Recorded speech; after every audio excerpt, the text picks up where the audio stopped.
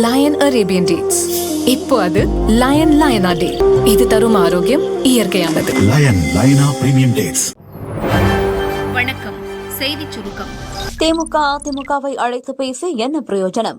நிர்மல்குமார் கேள்வி. காவிரி விவகாரத்தில் தமிழக நலனில் அக்கறையில்லாத திமுக அதிமுகவை அழைத்து பேசி என்ன பிரயோஜனம் என அமைச்சர் நிர்மல்குமார் கேள்வி எழுப்பியுள்ளார். தமிழ்நாட்டில் இருக்கிற அனைத்து கட்சிகளும் இப்ப எங்களோட இருக்க கூட்டணி கட்சிகள் எல்லாம் எங்களோட ஆலோசிச்சுட்டு நாங்க அவங்களோட சேர்ந்து பேசி முடிவெடுக்கல இருக்கிறோம். அதே நேரத்துல இப்ப திமுகவோ அதிமுகவோ ஒரு நிலையில் இருக்காங்க.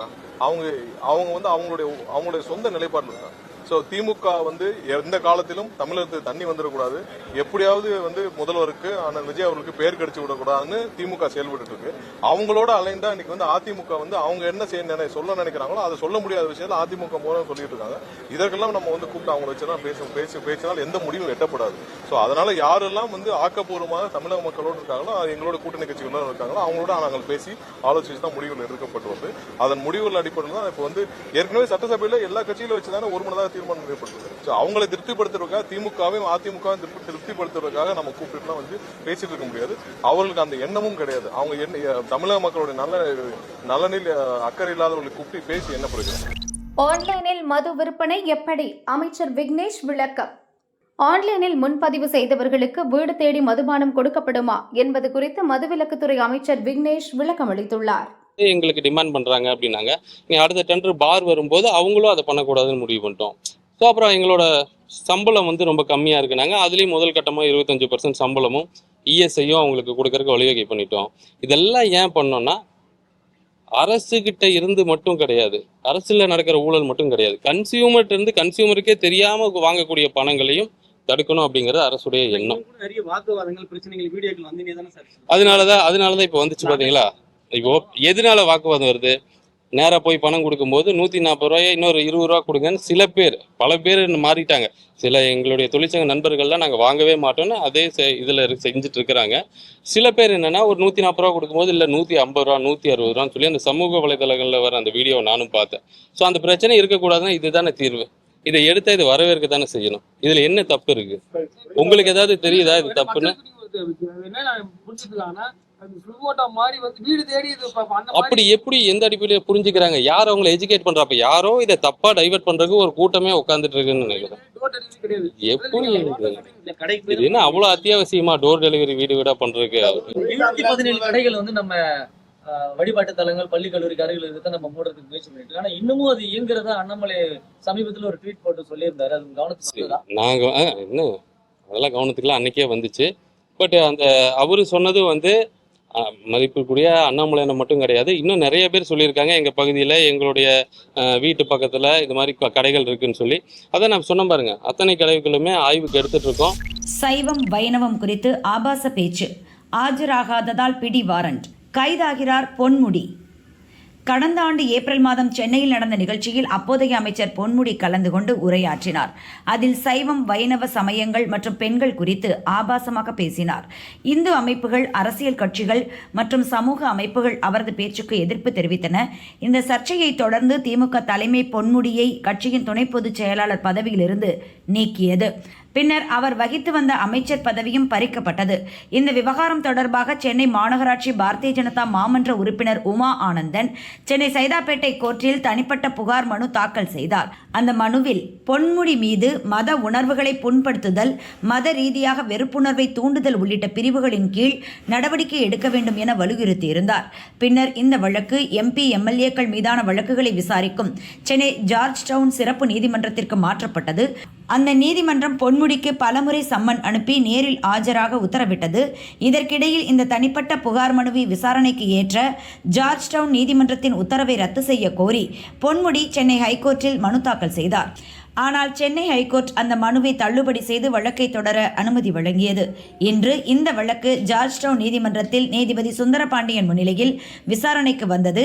அப்போது நேரில் ஆஜராகாமல் இருக்க விலக்கு கோரி பொன்முடி தரப்பில் மனு தாக்கல் செய்யப்பட்டது. இந்த மனுவை நீதிபதி நிராகரித்தார்.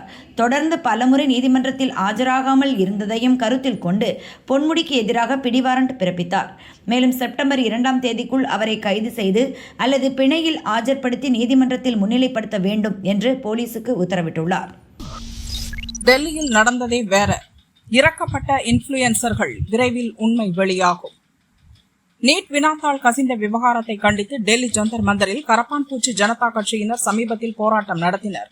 மத்திய கல்வி அமைச்சர் தர்மேந்திர பிரதான் பதவி விலக வேண்டும் என கோரிக்கை வைத்தனர். 20 நாட்களுக்கு மேலாக நடந்த போராட்டத்தில் ஜூலை 20ஆம் தேதி வன்முறை வெடித்தது. போராட்டத்தில் கலந்து கொண்ட சமூக விரோதிகள் நடத்திய தாக்குதலில் போலீசார், துணை ராணுவ படையினர் என 100க்கும் மேற்பட்டோர் காயமடைந்தனர். இதன் பிறகே இந்த போராட்டத்தில் கலந்து கொண்ட பல்வேறு தரப்பினரின் மர்மமான பின்னணி பற்றிய தகவல்கள் வெளியாக தொடங்கின. போராட்டத்தில் கலந்து கொண்டவர்களில் 2500க்கும் மேற்பட்டோர் குற்ற பின்னணி கொண்டவர்கள். வன்முறையில் ஈடுபட்ட 989 பேரில் 101 பேர் கொலை குற்றவாளிகள் என்பது தெரியவந்தது. தற்போது போராட்டங்கள் குறித்து சமூக வலைதளங்களில் வதந்திகள் மற்றும் AI மூலம் உருவாக்கப்பட்ட போலியான வீடியோக்களை பரப்பியதும் தெரியவந்துள்ளது. இது தொடர்பாக 200க்கும் மேற்பட்ட இன்ஃபுளுயன்சர்கள், யூடியூபர்களிடம் போலீசார் தீவிர விசாரணை நடத்தி வருகின்றனர். வெளிநாடுகளில் இருந்து இயங்கும் கணக்குகள் உட்பட பல சமூக வலைதள கணக்குகள் முடக்கப்பட்டுள்ளன. போலி தகவல் வேண்டுமென்றே பரப்பப்பட்டதா என்பதை கண்டறிய சர்வர்கள் மற்றும் டிஜிட்டல் செயல்பாடுகளை ஆய்வு செய்து வருகிறோம். வன்முறையின் போது காயமடைந்தவர்களின் வாக்குமூலங்கள் பெறவும் முனைப்பு காட்டி வருகிறோம் என போலீசார் தெரிவித்தனர். ஜந்தர் மந்தரில் நடந்த இளைஞர்கள் போராட்டம் குறித்து மத்திய அமைச்சர் பியூஷ் கோயலும் பேசியிருக்கிறார். ஜார்க்கண்ட், தெலங்கானா அல்லது பல்வேறு பிற மாநிலங்களில் வினாத்தாள்கள் கசிந்த சம்பவம் நாட்டிற்கு சவாலாக உள்ளது. டெல்லி போராட்டத்தின் போது நிலைமை சரியான முறையில் கையாளப்பட்டது. குற்ற பின்னணி கொண்டவர்கள் போராட்டத்தில் ஊடுருவி குழப்பத்தை ஏற்படுத்த முயன்றனர். காலப்போக்கில் உண்மைகள் வெளிவரும். அப்போது குற்ற பின்னணி கொண்ட சக்திகள் ஊடுருவி இந்த இயக்கத்தை முழுவதுமாக கைப்பற்ற முயன்று அங்கு குழப்பத்தை ஏற்படுத்தியதை மக்கள் புரிந்து கொள்வார்கள் என்று நான் முழுமையாக நம்புகிறேன். இந்த விவகாரத்தில் யாரும் தவறான கருத்துக்களை தெரிவிக்க வேண்டிய அவசியமில்லை. ராகுலை யாரும் பெரிதாக எடுத்துக் கொள்வதில்லை என பியூஷ் கோயல் கூறினார். राहुल गांधी जी को कोई सीरियस नेता नहीं है. मैं समझता हूं कि जिस प्रकार से इस पूरे स्थिति को संभाला गया वो ठीक था. उसमें किसी प्रकार का कोई गलत काम नहीं हुआ और मुझे पूरा विश्वास है कि अब जैसे जैसे और जानकारियां बाहर निकल रही हैं, लोग समझ गए हैं कि जो तत्व घुस गए थे, जिनका क्रिमिनल रिकॉर्ड है, जिन्होंने कोशिश की इस पूरे आंदोलन को हाईजैक करने की और वहाँ पे अराजकता फैलाने की, वो तत्व ने जिस प्रकार का व्यवहार किया उस पे आज भारत के सभी लोगों को जानकारियां प्राप्त हो चुकी हैं और उसके बाद आज वो विषय कोई किसी को भी इस पे गलत टिप्पणी करने की आवश्यकता नहीं.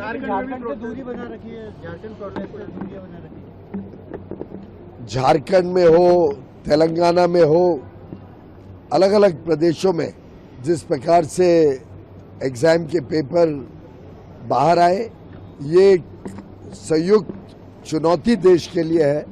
हमें पूरे देश में व्यवस्थाओं को ठीक करने की आवश्यकता है और इन राज्यों में भी मेरा अनुरोध रहेगा कि ये राज्य भी इस विषय को उसी गंभीरता से लें जिस प्रकार से केंद्र सरकार ने लिया. பெண் பத்திரிகையாளரை பலாத்காரம் செய்த வழக்கு. தெகல்கா நிறுவனருக்கு 10 ஆண்டுகள் சிறை. தெகல்கா பத்திரிகை நிறுவனரும் மற்றும் அதன் ஆசிரியராகவும் இருந்த தருண் தேஜ்வால் 2013இல் கோவாவில் நடந்த நிகழ்ச்சியில் தன்னை பாலியல் பலாத்காரம் செய்ததாக பெண் பத்திரிகையாளர் ஒருவர் புகார் அளித்தார். இதனைத் தொடர்ந்து தருண் தேஜ்வால் கைது செய்யப்பட்டு சிறையில் அடைக்கப்பட்டார். சில மாதங்களில் ஜாமீனில் வெளிவந்தார். இந்த வழக்கு விசாரணை கோவா செஷன்ஸ் கோர்ட்டில் நடைபெற்றது. பல கட்ட விசாரணைகளுக்கு பின் தேஜ்வாலுக்கு எதிராக வலுவான ஆதாரங்கள் இல்லை என கூறிய கோர்ட் 2021இல் அவரை இந்த வழக்கில் இருந்து விடுவித்தது. செஷன்ஸ் கோர்ட் தீர்ப்பை எதிர்த்து தாக்கல் செய்யப்பட்ட மேல்முறையீட்டு மனுவை மும்பை ஹைகோர்ட் விசாரித்தது. செஷன்ஸ் கோர்ட்டில் உரிய விசாரணை நடக்கவில்லை. தேஜ்வால் மீதான குற்றச்சாட்டுகள் அனைத்திற்கும் ஆதாரங்கள் உள்ளதாக வாதம் முன்வைக்கப்பட்டது. தேஜ்வால் தரப்பிலும் எதிர்வாதம் செய்யப்பட்ட நிலையில் நடந்த சம்பவத்திற்கு வருத்தம் தெரிவித்து சம்பந்தப்பட்ட பெண்ணுக்கு தேஜ்வால் எழுதிய இமெயில் கடிதம் இந்த வழக்கில் முக்கிய சாட்சியாக விளங்கியது. இருதரப்பு வாதங்களையும் கேட்ட ஹைகோர்ட் தருண் தேஜ்வாலை குற்றவாளி என அறிவித்தது. இதனையடுத்து தனக்கு தற்போது 62 வயது ஆவதாகவும் தான் அரசியல் பழிவாங்கலுக்கு ஆளாகி இருப்பதாகவும் கூறினார். குற்றவாளி என அறிவிக்கப்பட்ட தேஜ்வாலுக்கு 10 ஆண்டுகள் சிறை தண்டனை வழங்கி ஹைகோர்ட் தீர்ப்பு அளித்தது.